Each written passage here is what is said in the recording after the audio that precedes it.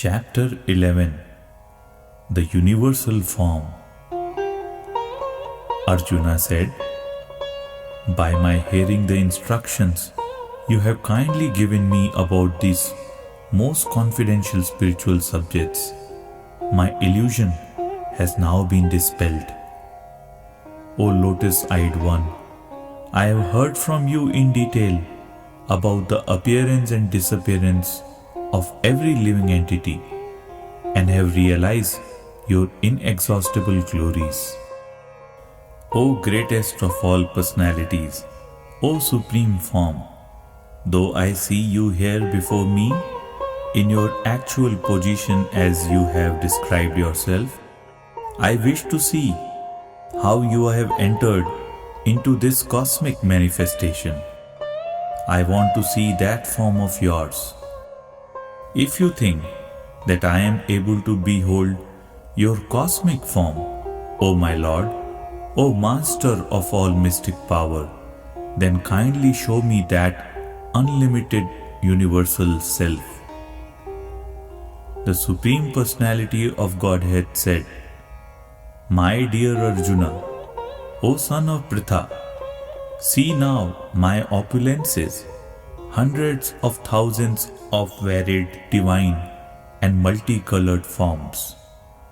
O best of the Bharatas, see here the different manifestations of Adityas, Vasus, Rudras, Ashwani Kumaras and all other demigods. Behold the many wonderful things which no one has ever seen or heard of before. O Arjuna, whatever you wish to see, behold at once in this body of mine. This universal form can show you whatever you now desire to see and whatever you may want to see in the future. Everything, moving and non-moving, is here completely in one place. But you cannot see me with your present eyes. Therefore, I give you divine eyes. Behold my mystic opulence." Sanjaya said, "O king, having spoken thus, the Supreme Lord of all mystic power, the personality of Godhead, displayed his universal form to Arjuna. Arjuna saw in that universal form unlimited mouths, unlimited eyes, unlimited wonderful visions. The form was decorated with many celestial ornaments and bore many divine upraised weapons. He wore celestial garlands and garments, and many divine scents were smeared over his body. All was wondrous, brilliant, unlimited, all expanding. If hundreds of thousands of suns were to rise at once into the sky, their radiance might resemble the effulgence of the Supreme Person in that universal form. At that time, Arjuna could see in the universal form of the Lord the unlimited expansions of the universe, situated in one place, although divided into many, many thousands. Then, bewildered and astonished, his hair standing on end, Arjuna bowed his head to offer obeisances and with folded hands began to pray to the Supreme Lord. Arjuna said, "My dear Lord Krishna, I see assembled in your body all the demigods and various other living entities. I see Brahma sitting on the lotus flower, as well as Lord Shiva and all the sages and divine serpents. O Lord of the universe, O universal form, I see in your body many, many arms, bellies, mouths and eyes, expanded everywhere without limit. I see in you no end, no middle and no beginning. Your form is difficult to see because of its glaring effulgence, spreading on all sides like blazing fire, or the immeasurable radiance of the sun. Yet I see this glowing form everywhere, adorned with various crowns, clubs, and discs. You are the supreme primal objective. You are the ultimate resting place of all this universe. You are inexhaustible, and you are the oldest. You are the maintainer of the eternal religion, the personality of Godhead. This is my opinion. You are without origin, middle, or end. Your glory is unlimited. You have numberless arms, and the sun and moon are your eyes. I see you with blazing fire coming forth from your mouth, burning this entire universe by your own radiance. Although you are one, you spread throughout the sky and the planets and all space between. O Great One, seeing this wondrous and terrible form, all the planetary systems are perturbed. All the host of demigods are surrendering before you and entering into you. Some of them, very much afraid, are offering prayers with folded hands. Host of great sages and perfected beings crying, all peace, are praying to you by singing the Vedic hymns. All the various manifestations of Lord Shiva, the Adityas, the Vasus, the Sadhyas, the Vishvedevas, the two Ashvis, the Maruts, the Forefather, the Gandharvas, the Yakshasas, the Asuras, and the perfected demigods are beholding you in wonder. O mighty armed one, all the planets with their demigods are disturbed at seeing your great form, with its many faces, eyes, arms, thighs, legs and bellies, and your many terrible teeth, and as they are disturbed, so am I. O all-pervading Vishnu, seeing you with your many radiant colors touching the sky, your gaping mouths, and your great glowing eyes, my mind is perturbed by fear. I can no longer maintain my steadiness or equilibrium of mind. O Lord of Lords, O refuge of the worlds, please be gracious to me. I cannot keep my balance seeing thus your blazing death-like faces and awful teeth. In all directions I am bewildered. All the sons of Dhritarashtra, along with their allied kings, and Bhishma, Drona, Karna, and our chief soldiers also, are rushing into your fearful mouths. And some I see trapped with heads smashed between your teeth. As the many waves of the rivers flows into the ocean, so do all these great warriors enter blazing into your mouths. I see all people rushing full speed into your mouths as moths dash to destruction in a blazing fire.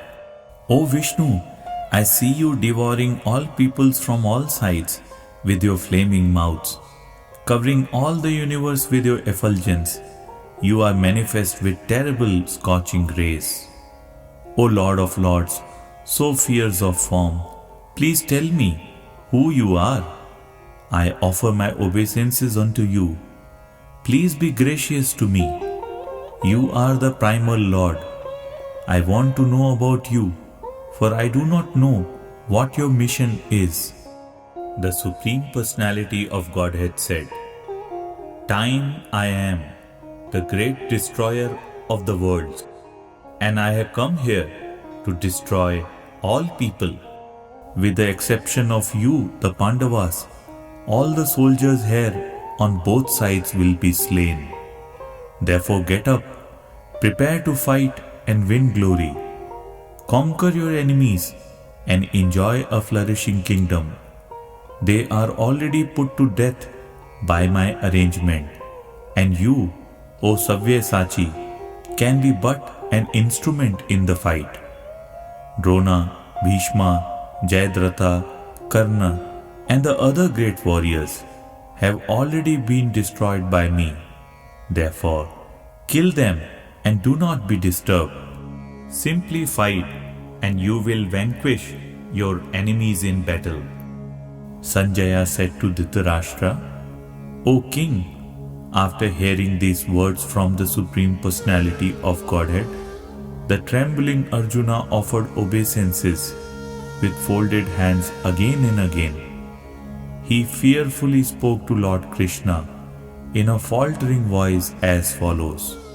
Arjuna said, O Master of the senses, the world becomes joyful upon hearing your name, and thus everyone becomes attached to you. Although the perfected beings offer you their respectful homage, the demons are afraid and they flee here and there. All this is rightly done. O Great One, greater even than Brahma, you are the original creator. Why then should they not offer their respectful obeisances unto you?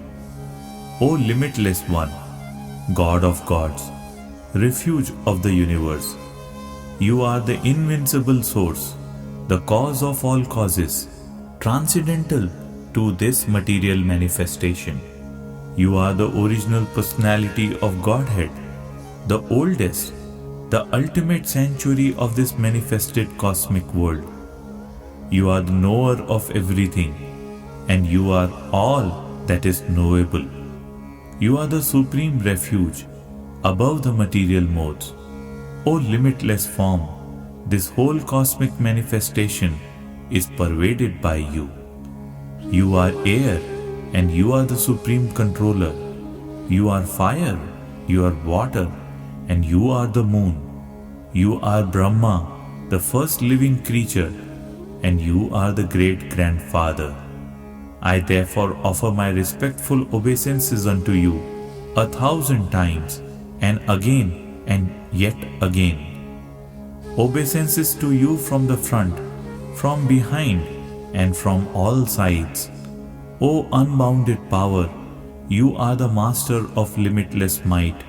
You are all-pervading, and thus you are everything. Thinking of you as my friend, I have rashly addressed you, O Krishna, O Yadava, O my friend, not knowing your glories.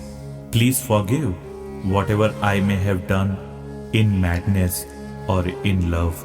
I have dishonored you many times, jesting as we relaxed, lay on the same bed, or sat or ate together, sometimes alone and sometimes in front of many friends. O infallible one, please excuse me for all those offenses.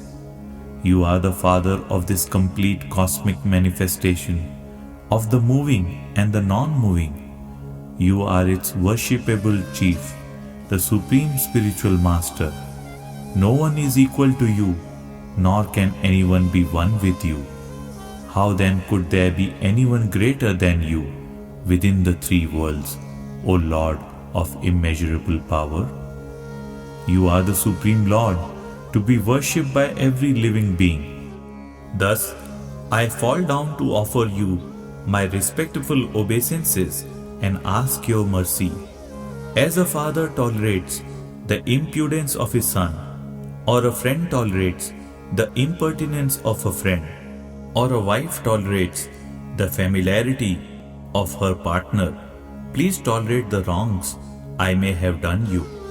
After seeing this universal form, which I have never seen before, I am gladdened, but at the same time, my mind is disturbed with fear. Therefore, please bestow your grace upon me and reveal again your form as a personality of Godhead, O Lord of Lords, O abode of the universe. O universal form, O thousand-armed Lord, I wish to see you in your four-armed form, with helmeted head and with club, wheel, conch and lotus flower in your hands. I long to see you in that form. The Supreme Personality of Godhead said, My dear Arjuna, happily have I shown you, by my internal potency, this supreme universal form within the material world. No one before you has ever seen this primal form, unlimited and full of glaring effulgence. O best of the Kuru warriors, no one before you has ever seen this universal form of mine. For neither by studying the Vedas, nor by performing sacrifices, nor by charity, nor by pious activities, nor by severe penances can I be seen in this form in the material world. You have been perturbed and bewildered by seeing this horrible feature of mine. Now, let it be finished. My devotee, be free again from all disturbances. With a peaceful mind, you can now see the form you desire. Sanjaya said to Dhritarashtra, the Supreme Personality of Godhead Krishna, having spoken thus to Arjuna, displayed his real four-armed form and at last showed his two-armed form, thus encouraging the fearful Arjuna. When Arjuna thus saw Krishna in his original form, he said, O Janardana, seeing this human-like form so very beautiful, I am now composed in mind and I am restored to my original nature. The Supreme Personality of Godhead said, My dear Arjuna, this form of mine you are now seeing is very difficult to behold.